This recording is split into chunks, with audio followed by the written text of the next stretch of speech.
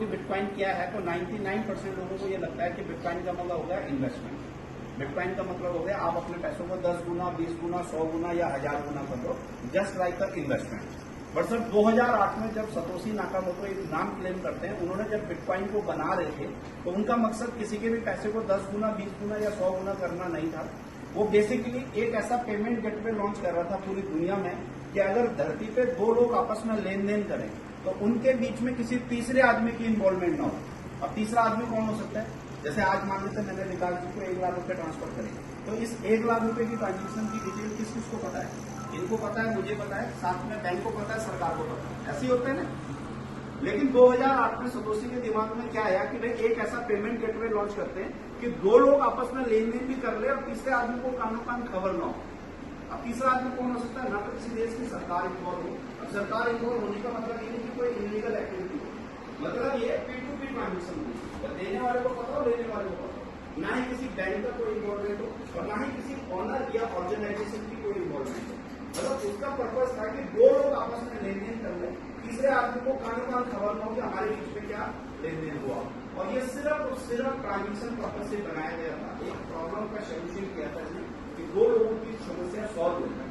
और बताया जाता है दोस्तों कि जब 2008 में बिटकॉइन को बनाया गया था तो उन्होंने क्या किया था, 2 करोड़ 10 लाख डिजिट बनाए, जिसको हम सब लोग कॉइन कहते हैं।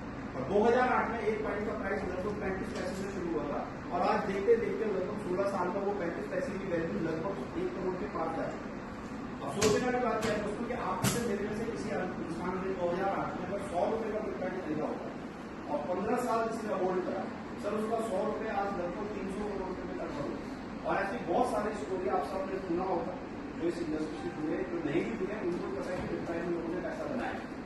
देखिए ये स्टोरी बताने का मेरा मकसद ये था कि इस इंडस्ट्री में पैसे की कमी नहीं है, क्रिप्टो इंडस्ट्री में पैसा भरपूर है, लेकिन बेसिकली पैसा बनाया किसी जिसने इस इंडस्ट्री में 5 से 10 साल 15 साल होल्ड कर इवेंट होता है, आप 6% मार्केट कर रहे हैं। हाँ 6% अब 6% जो हमारे पास होगा उसमें गवर्नमेंट की जो है सेटलमेंट चार्ज लेती है, जो कि 30% होते हैं। हाँ पेमेंट होंगे अब लगभग 4.5% आएगा 4.5।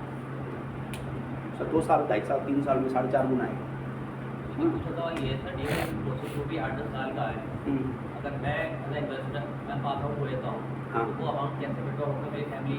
देखिए सर इसमें क्या है, एक्चुअली में डिसेंट्रलाइज प्रोजेक्ट में सबसे बड़ी खासियत ये होती है कि सर जब आप इस वॉलेट को बनाते हो, यानी कि कहीं पे भी आप मेटामास्क पे या ट्रस्ट वॉलेट पे वॉलेट ओपन करते हो तो आपको एक प्राइवेट की मिलती है 12 फीस का, ठीक है सर। तो वो प्राइवेट की जिसके पास होगा सर वही उसको रिकवर कर सकता है, अदरवाइज और कोई ऑप्शन नहीं। कुछ अच्छे एडवांटेज है तो कुछ डिसएडवांटेज भी हैं, वो आपको ही रखना पड़ेगा सर, आपके अलावा और कोई नहीं रखेगा उसको। मतलब मेरे वॉलेट की सेफ्टी मुझे रखनी पड़ेगी।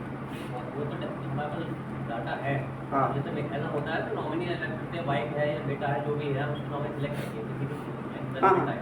अब यहाँ अगर मेरा बेटा है तो उसके पास अगर कोई चीज़ है, अगर वो की जाए तो वो एक्सेस कर लेगा, अदरवाइज नहीं एक्सेस होगा। एक्सेस करने के बाद बैंक वगैरह में नहीं और कोई जरूरत नहीं है। एक्सेस करने के बाद तो आप देखिए हमारे यहाँ पे प्रोसेस क्या है, ये तो चलो मैंने प्लान डिस्कस किया, मैं थोड़ा सा आगे की बात तो अब इंडिया में एक्चुअली में सर कोई नॉर्म्स नहीं थे इन क्रिप्टो करेंसी कि भाई क्रिप्टो करेंसी कैसे इंडिया में काम करेगी।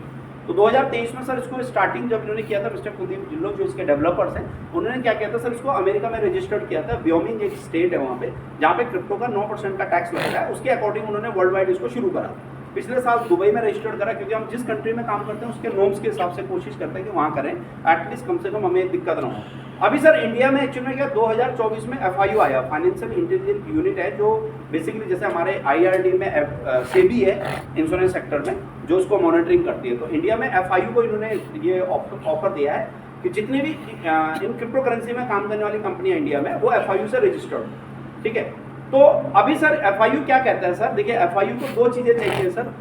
एक तो सर आपका जितना भी आप जो इन्वेस्टमेंट कर रहा है इंडिया में कोई भी हो, चाहे आप 100 रुपये लगा रहे हो, चाहे 1 लाख लगा रहे हो, चाहे 1 करोड़, FIU को उसका डेटा पता होना चाहिए, मतलब लीगल इनलीगल एक्टिविटी ना हो। उनका कहना है कि भाई देखिए सर हर सरकार चाहेगी उसके लोगों को प्रोटेक्ट करना कि हमारे यहाँ पे कोई इनलीगल एक्टिविटी ना हो, टेरर फंडिंग ना हो, क्योंकि क्रिप्टो करेंसी में एक सबसे बड़ी समस्या ये है, उनको और कोई दिक्कत नहीं। दूसरा सर जो भी आपके पास अर्निंग आएगी उसमें 1% कंपनी की जिम्मेवारी है TDS काटना, आपके पास TDS कट के आएगा, चाहे वो आप वर्किंग कमीशन हो चाहे नॉन वर्किंग। और दूसरा 30% इंडिविजुअल टैक्स आपको पे करना है। तो उसका तरीका क्या है सर कि अभी हमारा एक वॉलेट आ गया है, ट्रस्ट PVC वॉलेट, हमारा खुद का डिसेंट्रलाइज वॉलेट ऑलरेडी, जैसे मेटामास्क है, ट्रस्ट वॉलेट है। वही प्राइवेट की आपका उस वॉलेट में चलेगा। अभी हम लोगों ने सर उसको क्या किया, यूपीआई कनेक्ट कर रहे हैं, यूपीआई कनेक्ट कर रहे हैं पेटीएम से या आपका गूगल पे, जिससे मर्जी से कनेक्ट कर लो। आपको केवाईसी करनी है, आपको किसी को कैश देने की जरूरत नहीं है, आप डायरेक्ट आपके बैंक अकाउंट में पैसा है, आप वहां से यूपीआई से डायरेक्ट आप टीवीसी वॉलेट में डालिए, वहां से आप टीवीसी खरीदिए। जब भी आपका कॉइन एग्जीक्यूट होगा, सेल होगा, आपके पास यूएसडीटी आएगा, उसको सर आप डायरेक्ट आप अपने बैंक अकाउंट में ले सकते हो, 1 सेकंड में कोई भी वो चेंज कर सकते हो आप, उसमें कोई दिक्कत नहीं। लेकिन उसमें आपको 30% सरकार को टैक्स पे करना है। तो वो अभी हमारा ऑलरेडी, क्योंकि तीसरे फेज में सर हम लोग उसको लेके आ रहे हैं प्रॉपर तरीके से, इसी वजह से हम सेकंड फेज को थोड़ा डिले कर रहे हैं। ऑलरेडी सर देखिए अभी मैं ट्रस्ट बिटकॉइन की बात करूं सर, देखिए हिंदुस्तान में जितने भी एफआईयू में रजिस्ट्रेशन है वो सारे के सारे एक्सचेंज के हैं, क्योंकि एक्सचेंज को अभी बहुत सारे एक्सचेंज ने रजिस्टर कराया है। बट क्रिप्टो करेंसी में सर कोई कंपनी नहीं है, ना तो बिटकॉइन है, ना इथेरियम है, ना बाइनेंस है, जिसका पर्टिकुलर कॉइन यहाँ लिस्टेड हो, रजिस्टर्ड हो कंपनी में। लेकिन सर ट्रस्ट बिटकॉइन ने ऑलरेडी अपना इंडिया में sir TVC fintech private limited के नाम से हमारी ऑलरेडी कंपनी रजिस्टर्ड हो चुकी है, और एफआईयू में हम लोगों ने ऑलरेडी इसका प्रोसेसिंग डाल चुके हैं। मे बी सर 45 डेज या 60 डे का प्रोसेस होता है, वो हमारे पास लाइसेंस आ जाएगा। तो थर्ड फेज सर हम लोग प्रॉपर केवाईसी के थ्रू ही शुरू करेंगे। तो आपके पास इन फ्यूचर सर जो कोई अमाउंट आया, टीडीएस कट के आएगा, व्हाइट में आएगा सर, आप लीगल तरीके से दिखा सकते हो, कहीं पे भी आपको शो करना दिखा सकते हो।